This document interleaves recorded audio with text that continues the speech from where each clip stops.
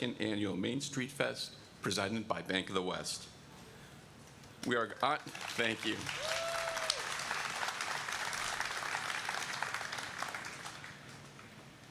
At this time, we are going to experience a smoke blessing.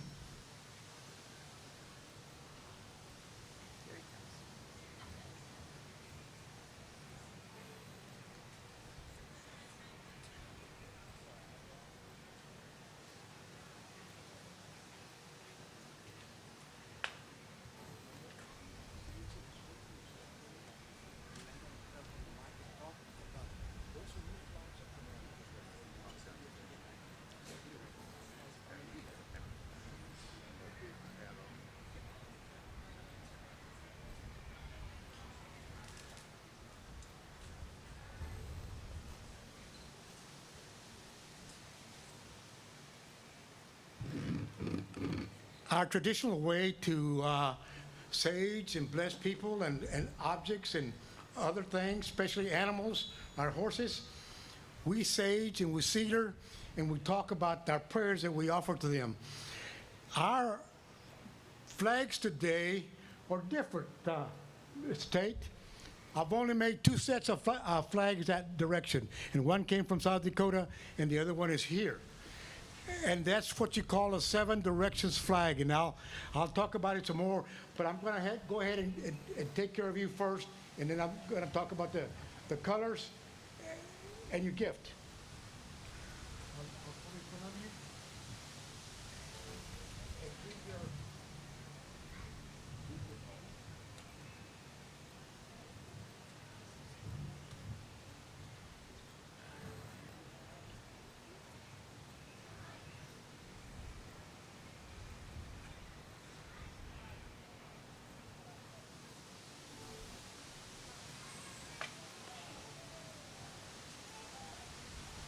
Okay, quickly, let me talk about the 4 direction colors. If you'll notice that you have the red, yellow, white, and black. Those are your 4 cardinal colors, and let's start in the northern part. I remember going to school out in West Texas, and that's one of the things that I liked. I could see the aurora borealis from Alpine, Texas. So red is for the north. Your big animals come from there. Your elk, your buffalo, any of the 4-legged that are huge come from the north, and then that's symbolized by the color red. We move around to the east direction, and that's symbolized by the color yellow. Yellow is education. I'm an educator, a retired educator. I love that part of our life. That's where the small 4-legged come from. Your raccoons, your possums, your foxes, any other small 4-legged. Then we walk around to the south direction. That's symbolized by the color white. That's where your showers come from. Anything that crawls or creeps come from that direction. And so many times we get our little storms from that part. Then we move around to the west. That's symbolized by the color black. Conflict comes from there. When we die, we cross over. And that's what we say. When somebody passes away, we say he crossed over and no longer there, here. And our way, once they've crossed over, we don't ever call them by their name anymore. They're in a different state. So you don't want to wake them up or get their attention. So if their name is, find a nickname for them. My number 1 son or my number 3 daughter or whatever, anything that symbolizes what you're asking for, but not their name. Okay? Then you got Mother Earth. Mother Earth is green, and it's symbolized there. And we love Mother Earth because that's where our food comes from. Animals come from there. Everything that's us should be green. And then we go to the blue direction, and that's Grandfather Sky. Nobody knows what that is. We only symbolize by that color blue, but what makes this one special for you, only 2 in your lifetime, it's an eagle feather, and it's flying. It should never be stationary. let it fly. That flagpole and that feather will be yours to take with you. And you teach it to talk back to you. Pray with it.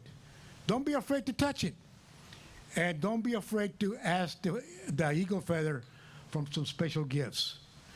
I'm going to stop there. I know the day is long and short and hot. Anyway, I'm always here.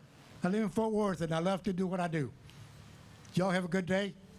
Mayor Tate, I love you.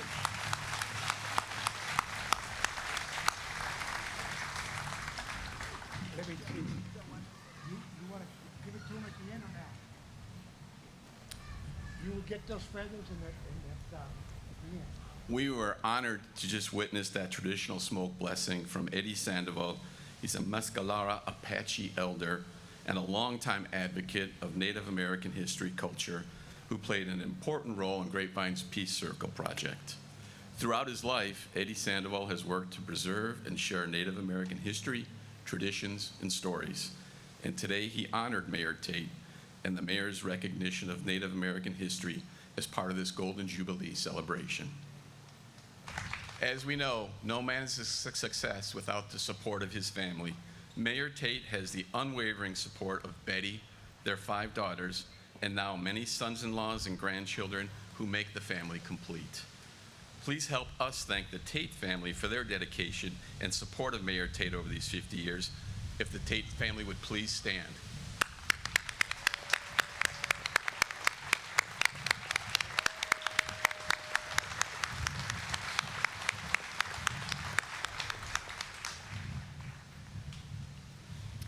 Mayor Tate has always loved festivals, community, and he wants to invite you all to enjoy the 42nd annual Main Street Fest has to offer as soon as this special event has concluded. You may not know, proceeds from Main Street Fest and from Great Fest festivals benefit the historic preservation programs throughout Grapevine. This public art tribute pays homage to Mayor Tate's decades in service in preserving Grapevine's history while helping to build it into the international city that it is today.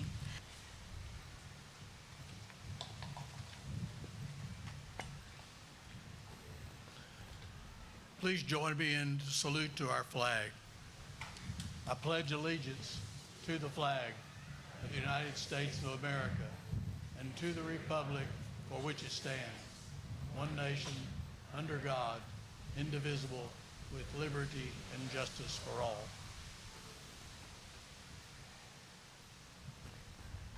The Texas flag. Join me with honor the Texas flag. Honor the Texas flag.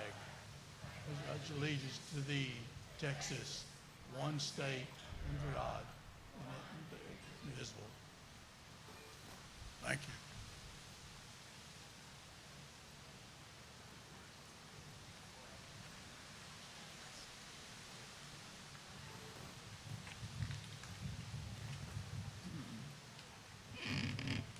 With the Golden Jubilee celebrations, we have a special treat this year for Main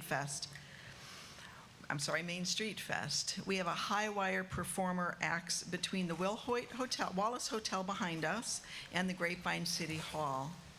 They will reenact a daring high-wire act that took place in 1914 when local movie man performed a stunt to draw attention to his theater. Let us pause for a moment and get a sneak peek of the performance to come.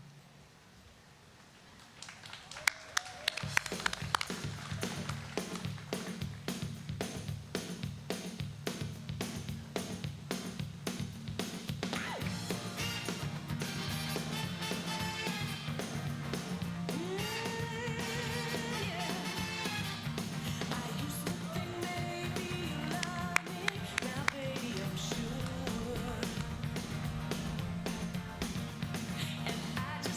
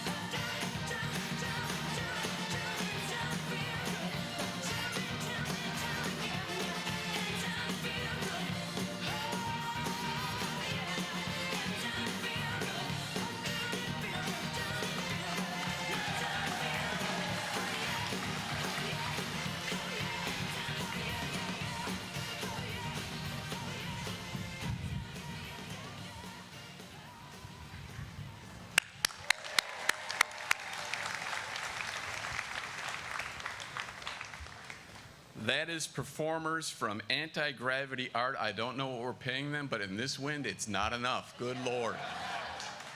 The group's going to perform at the conclusion of this unveiling and dedication. They'll also perform 5 more times during the festival, so please come out and enjoy that. We'd now like to take a moment to acknowledge the multiple dignitaries who are here for this historic occasion. The Honorable William D. Tate, Mayor Pro Tem Paul Slechta, Councilwoman Sharon Rogers, Councilman Leanne Leal, Councilman Sean Shope, and Councilwoman Duff Odell, Grapevine City Manager Bruno Rumbelow, Assistant City Manager Jennifer Hibbs. The Golden Jubilee Honor Committee, co-chairs Gary and Cynthia Blankenship, Naman Majan, President of Baylor Scott & White Grapevine, myself, Joe Samazik, the General Manager of Grapevine Mills, Colin Reed, Executive Chair, Ryman Hospitality, Gaylord Texan Resort, Amy Lane, General Manager, Great Wolf Lodge, Paul Coury, Founder and CEO of Coury Hospitality, Hotel Vin, and Paul W. McCallum, P.W. McCallum, Director. From our sister cities, from Parras de la Fuente, Mexico, Alcalde Fernando Orozco Lara and Paloma Riojas. Luis Calderon, President of the Rotary. Gerardo Morales, Vice President of the Rotary. Alberto Verastucci, Founding Member, Sister City Program. From Krems, Austria, Elizabeth Kruzhuber, City Councilor. Rosemary Bockinger, Head of the Executive Office. Bernard Lechner, Founding Member, Sister City Program. And Sandra and Aloy Strohmeyer. Okay. Continuing on, now that I've caught my breath, from West Lothian, Scotland, we have the former Provost Tom Kerr and Charles Kennedy, President of the Twinning Association. From Barossa, Australia, we have James March, Founding Member, Sister City Program, representing Mayor Bim Lange.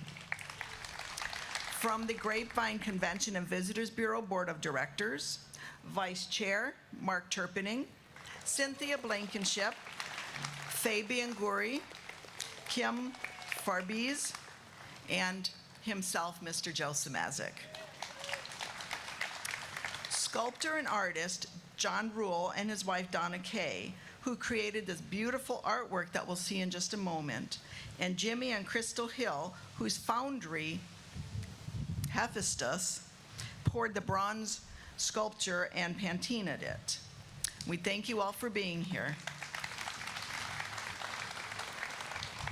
And now it's my pleasure to introduce one of Grapevine's leaders who worked closely with Mayor Tate for 40 of his 50 years, helping him envision and bring to life what Grapevine is today and what the future might be. Please welcome P.W. McCallum, Grapevine Convention and Visitors Bureau Executive Director and Golden Jubilee Honor Committee Director.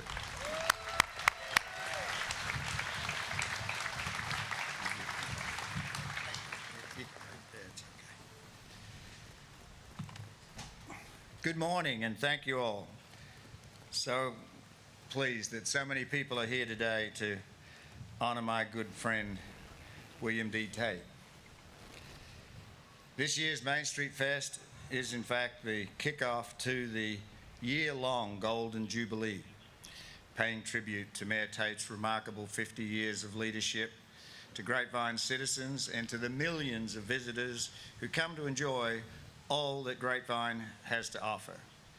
And it has been a tremendous offer to work 39 years, almost 40. 40 sounds better, but it's actually 39 and change. The mayor and I have enjoyed a very successful public service partnership, and we have a very strong and enduring friendship, one based on respect for what each of us does. Grapevine's history and heritage is told through public art for all to experience. And now we're about to add another piece to this incredible journey of public art, telling the history and heritage of Grapevine. We begin with the Peace Circle in 1843, where 11 nations come together, 10 indigenous nations, and the nation of Texas. Texas was a republic. It was its own nation when they powwowed to treaty that led to the first settlers coming in 1844. We have that incredible piece of artwork that's on Peace Plaza in a tribute to, again, our indigenous people, and as well as to the great vision of Sam Houston and the pioneers. Just back across here in Peace Plaza, we go to Walking to Texas, and that's a tribute to those who turned up in 1844. Not a part of 1844, but Mayor Tate's great-grandmother actually walked from Tennessee, and so a lot of inspiration for that piece of art there comes from his family. There, the night watchman atop City Hall. His maternal grandfather was the first night watchman. Again, another great story to tell. Chopping cotton, Sunday skaters, coming home. All of these lead to, for residents to take pride in who you are, what your community is. Everybody says to themselves, this is a special place, I'm glad I live here. But this is just one of the things that does that. And Mayor Tate was one of those who has very much encouraged, supported this program from the very beginning. There are more than 20 pieces of art, almost 30 when we count them individually. But I went back and said, okay, we call the Peace Circle one piece of public art. There's actually 11 sculptures there. Sunday skaters, there are 4 sculptures there, 3 people and a dog. So when I counted all the individual pieces, guess where we fall? Number 50. Yeah. So, amazing. There you go. So there, I want to share a few other little things in regards to Mayor Tate and the contributions that he makes to the quality of life and the energy of people in Grapevine. So as a small boy, they would hold circuses once or twice a year, basically where the Vine is now and the parking lot down there.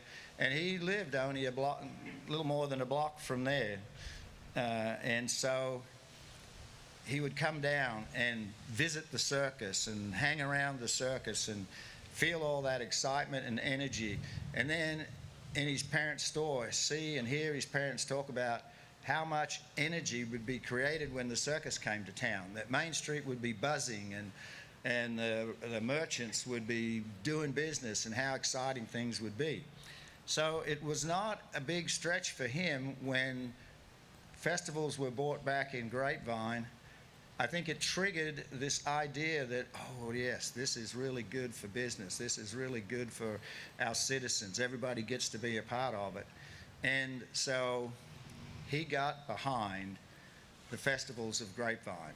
It was that support that leaned in. He brought the council along with him. As you can see, we have council members that have chaired festivals and so on and so forth. And it just created an energy. And then it allowed the citizens who live in this town to come and to volunteer and to really get to know your neighbors and to find out that you're volunteering and you find out somebody just lives down the street and you've been there already for 10 years. But it was through volunteering you begin to know and understand, more about your community. And so this great sense of community. But it didn't just support it. It just didn't end there. He played the characters. We always have a theme. We put a theme behind us And the mayor would get in character. He would play those people. And then that apparently wasn't enough for him. So he then created the Heritage Gunfighters and became a part of, for Main Street Fest, back then, Main Street days. In fact, they would convert the front of the Wallace Hotel here, put up some saloons and so on and so forth. And right here would be jammed full of people as the mayor and his friends, and he would write all the scripts. And I think he wrote the scripts because that way he could write himself out of being killed or having to fall down or any of those things.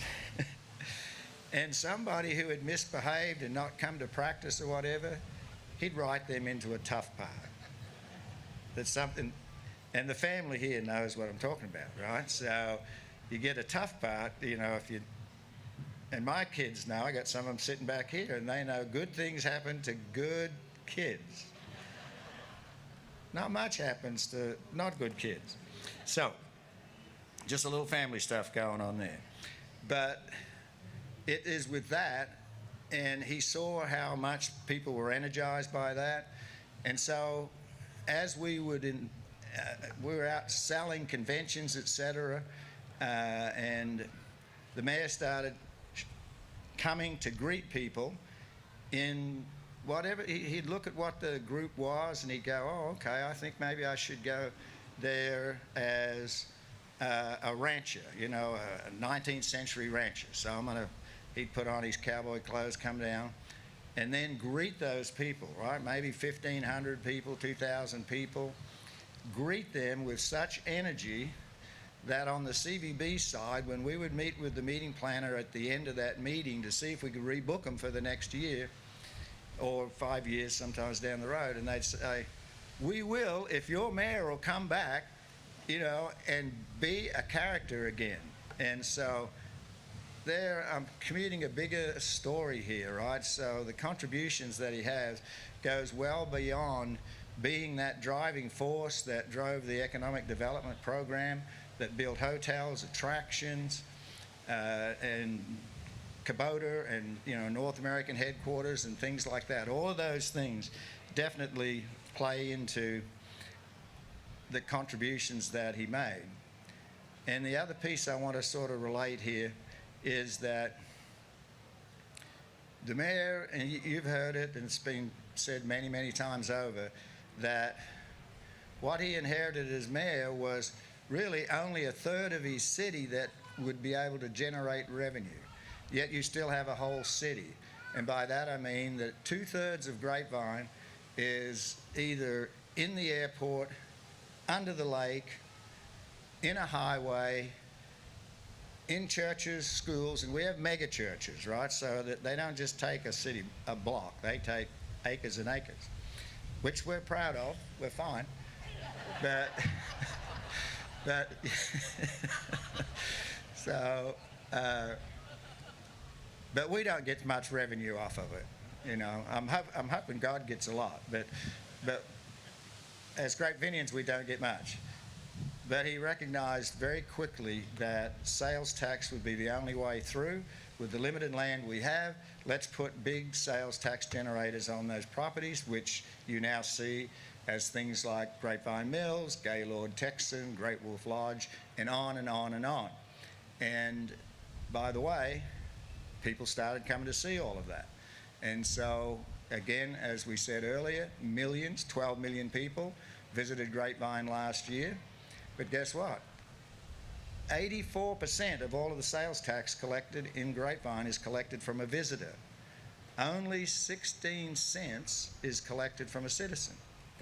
So we just had a bond release here 2 weeks ago. The council approved that. Well, guess what? You as citizens are only going to pay 16 cents of that debt. Visitors are going to pay 84 cents on the dollar of that debt. So that is what Mayor Tate has brought to us here. We were also 88 cents per 100 on your property, and today you pay 22 cents on your properties. So the lowest in the state of Texas. all a tribute to Mayor Tate and the support of his council.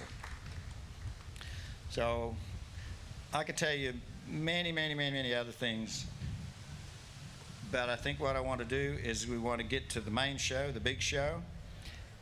But there's something special about Troop 7. We called Troop 7 a moment ago because there's something very special about, on the other end of City Hall is Mayor B.R. Wall.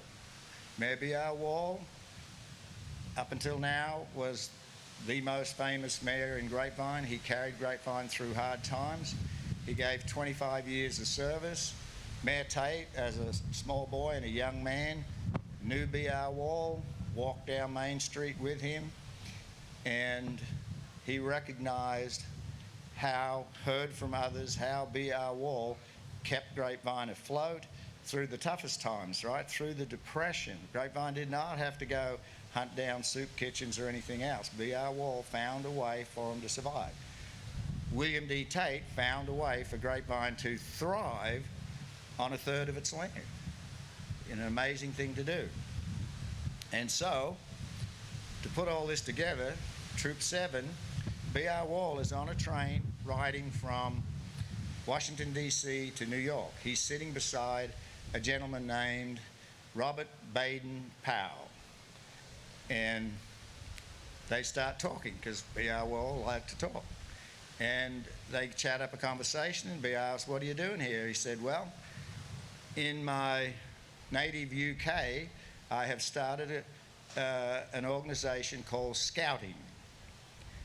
And what has helped after World War I, a lot of young boys were without fathers, sadly.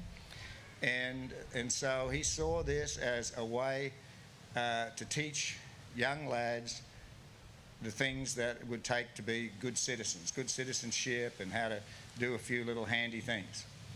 And as B.R. Wall listened to him, he said, "I think that would be a great thing for our kids in Grapevine. We'd like to have one of those in Grapevine." He said, "Well, I'm just concentrating on the Atlantic seaboard." He says, no, it's much more important. We need to get into the heart of the country. So he says, "We'll stay in touch. Grapevine, Texas, we want this thing called Boy Scouts." And Troop 7 is the 7th troop in the United States and the first west of the Mississippi. All right? So, and it's that sort of visioning that inspired Mayor William D. Tate. And Mayor Tate, he is positioned exactly in the same place because, being the man that he is, he said, "PW, I can be equal to BR, but I cannot be more.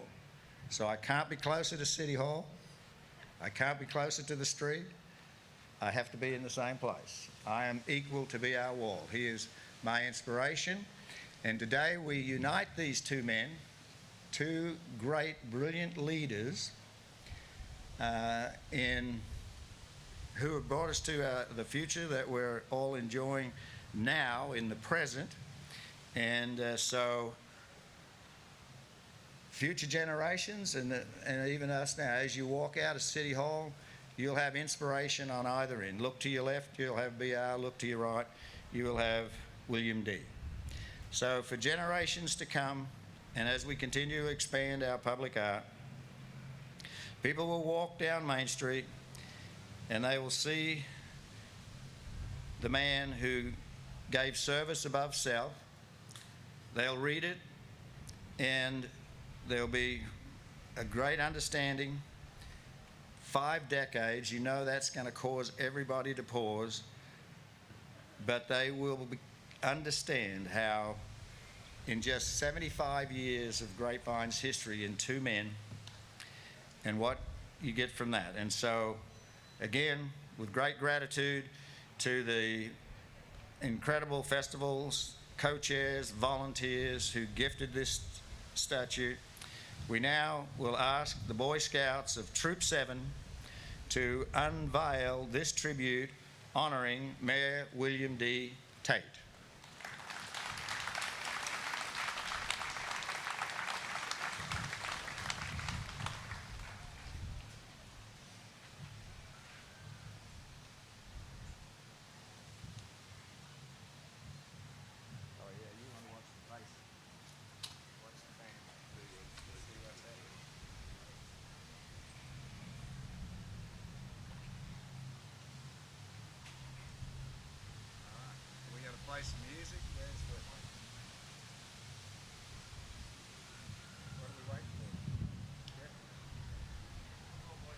Let's go, boys. Start crossing. No music there, but too bad. Music, fireworks. There we go. Come on. West.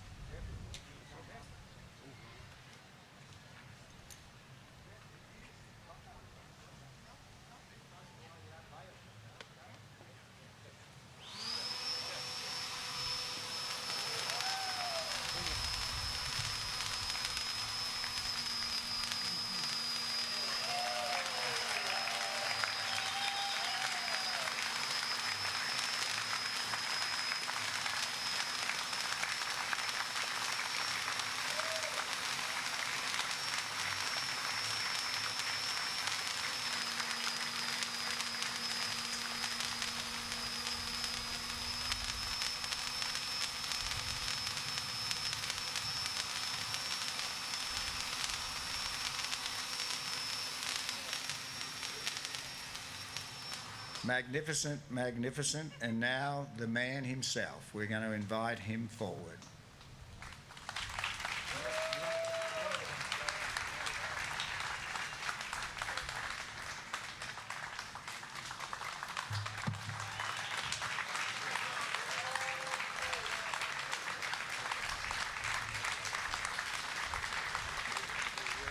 Yeah, so you can use that.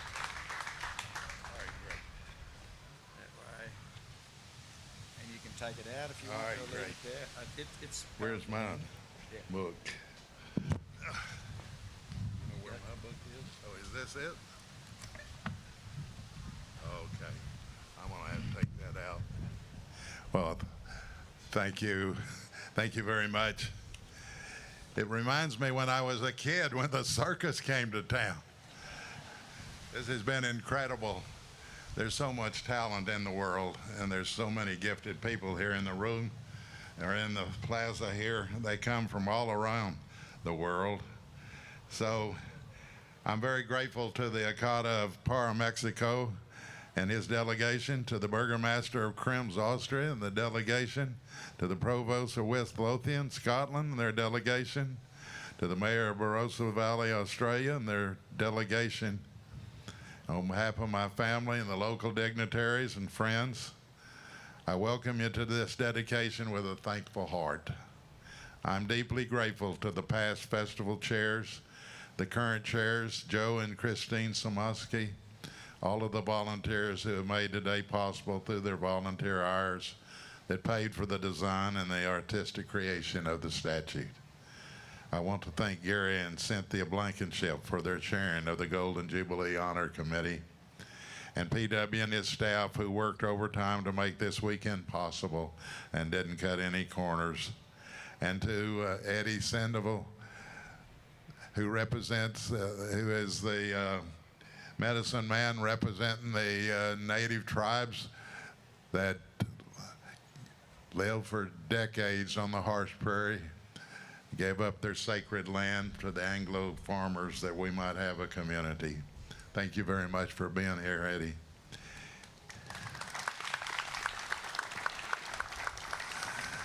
This is an amazing celebration. It is wonderful to know that when I cease to walk among you, I will still be here for present and future generations to know me. I could have never dreamed when I was a small boy growing up in my father's store, listening to the life stories of my elders and their hopes and dreams for our community, making bow and arrows from barnyard material, reading comic books at the city drugstore, gathering eggs from the hen houses around town, climbing up on the old crepe myrtle tree to get to the roof of our house to look out over the city, that the citizens would elect me mayor for 51 years and designate me as a steward to transform our agricultural village into an international hospitality and festival city.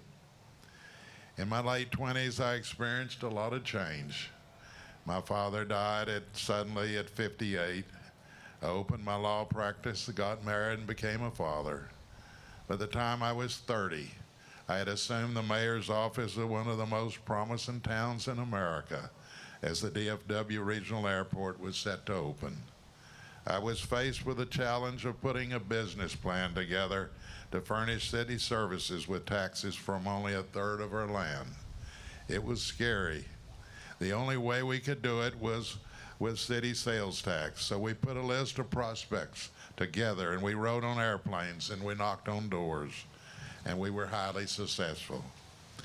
I learned very early that what citizens wanted was more for less. They wanted more city services for less taxes. Our tax rate during my term has dropped from 80 cents per 100 valuation to nearly 22 cents, and our assets are excellent and our debt is low. That has been the secret. Today, we are perhaps the most financial stable city in America and share with Tyler, Texas, the lowest tax rate in Texas of a city of 50,000 or more.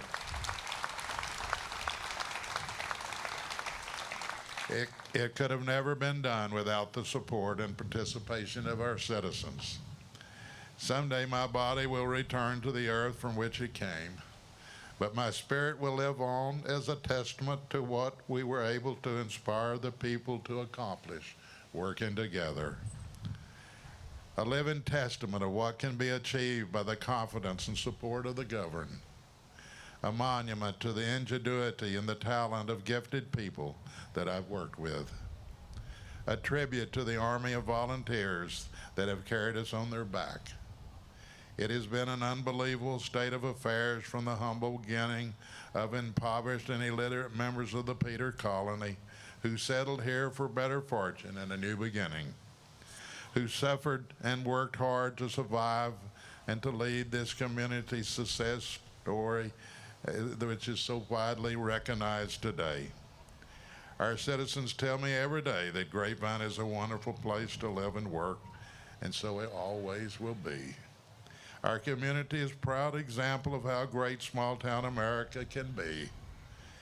Adlai Stevenson said of his hometown of Bloomington, "In quiet places there is reason and purpose, that many things are revealed to the humble that are hidden from the great." I've had a unique connection to the people having grown up here. I knew them and they knew me.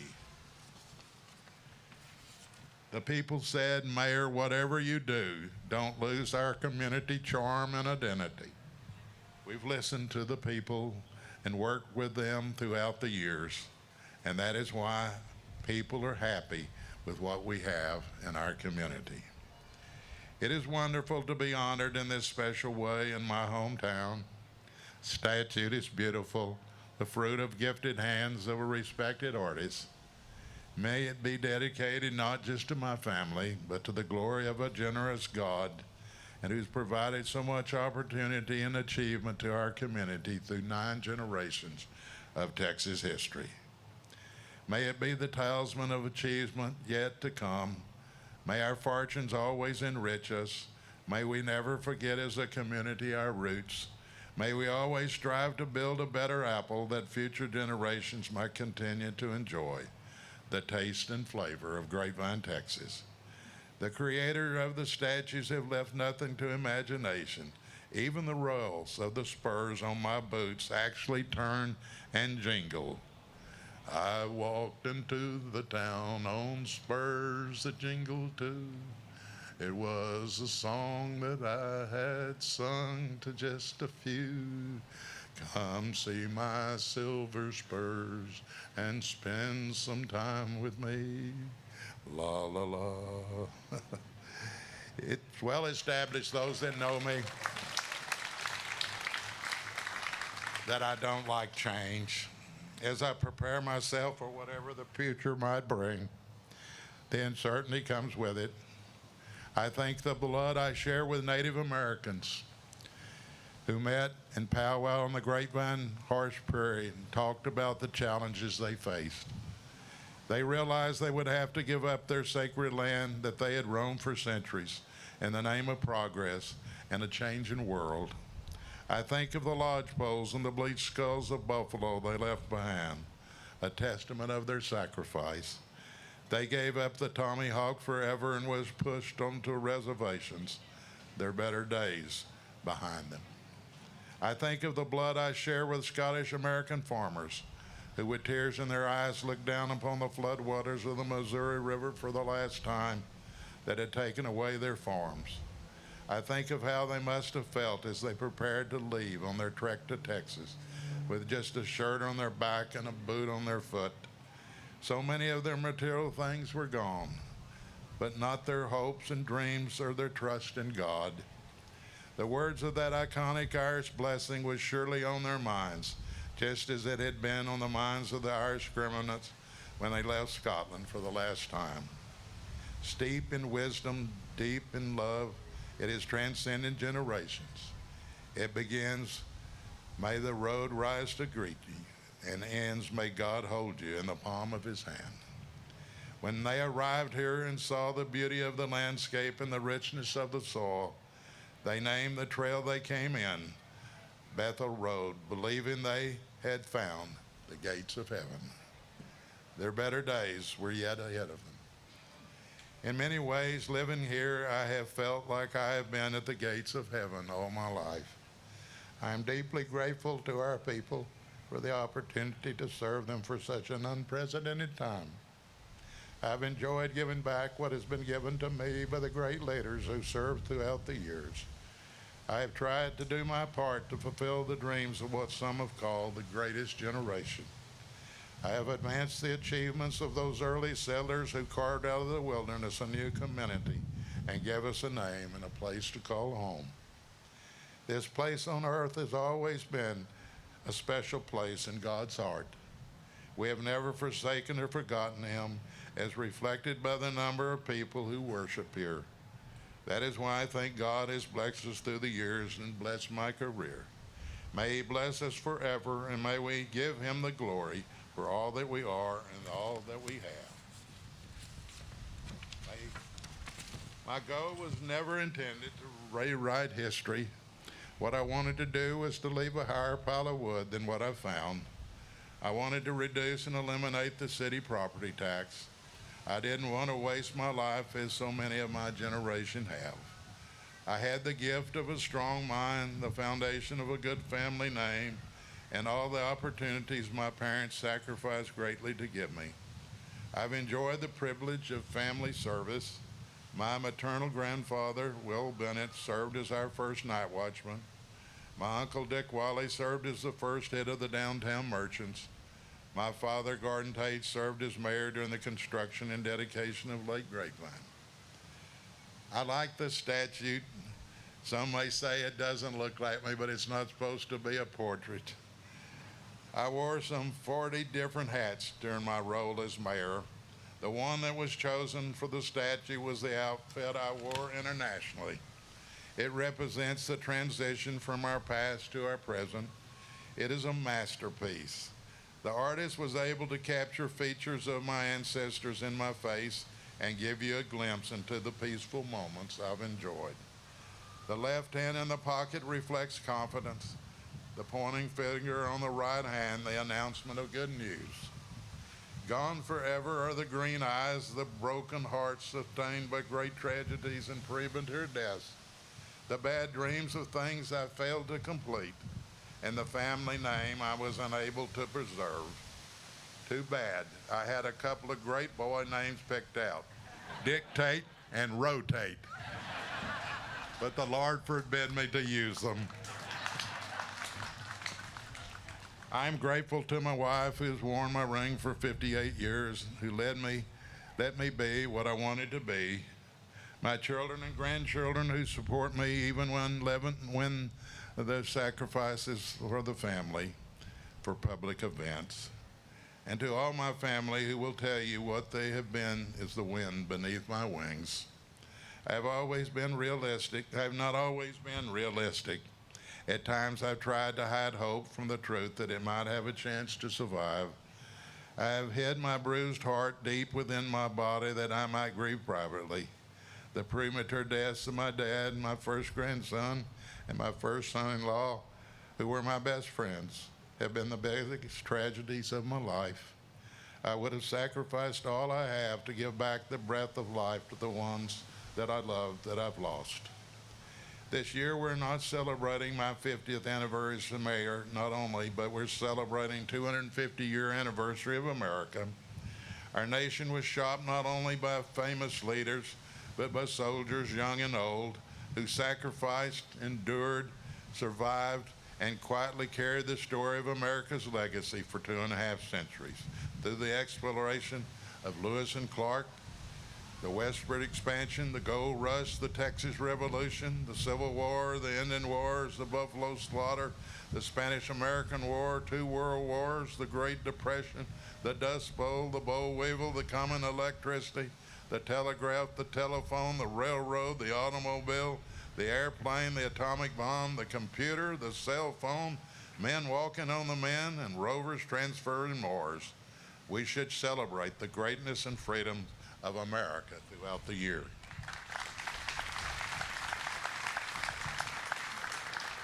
Yes, I too have seen a lot of change through the years. I've said many times that I liked Grapevine when it was a small farming community and that I like it the way it is now.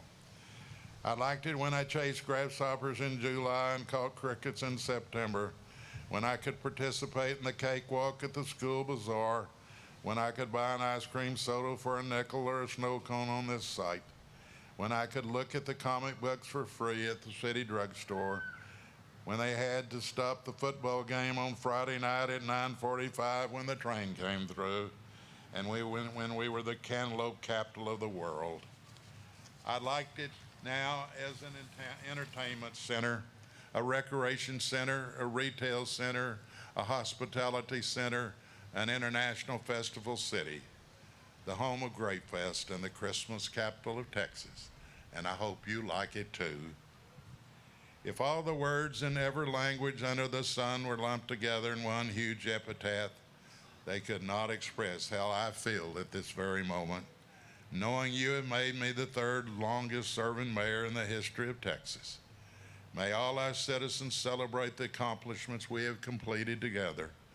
What we have done as a team. What we've done as a community. What we share is a great venue with endless opportunities. We've been named by the U.S. Today as the best place to celebrate Christmas in the United States. The Vineyard Campground has been named the best campground in America. We're in the top 10 in the U.S. as the best Main Street, the best mall, the best wine festival, the best immersive art experience, and the best pie shop. The Dallas Morning News has named us as the best adventure in a day's drive among various awards we have received.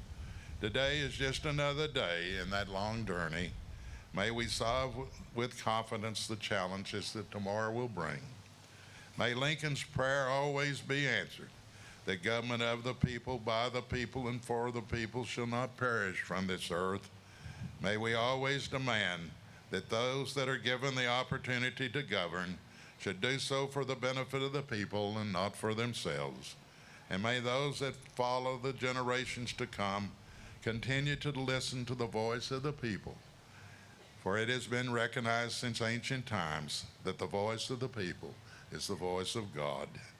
I thank you again for your generosity and support throughout my life, for making my hometown a treasure trove filled with opportunities. I'm thankful to my great-grandmother, Martha Ellen, who walked to Texas as a young mother, who lived her life as an illiterate, but whose descendants served as 4 mayors in area towns. I thank every voter who gambled on a local kid who just got out of law school. I thank my wife, Betty, who was willing to share life with me. I thank my children, Lori, Sherry, Carrie, Tammy, and Camera, and my great-grandchildren who brought honor to our family every day. May God continue to display our community as a piece of Americana, and may I stand still here for the ages without you growing tired of me. Thank you very much.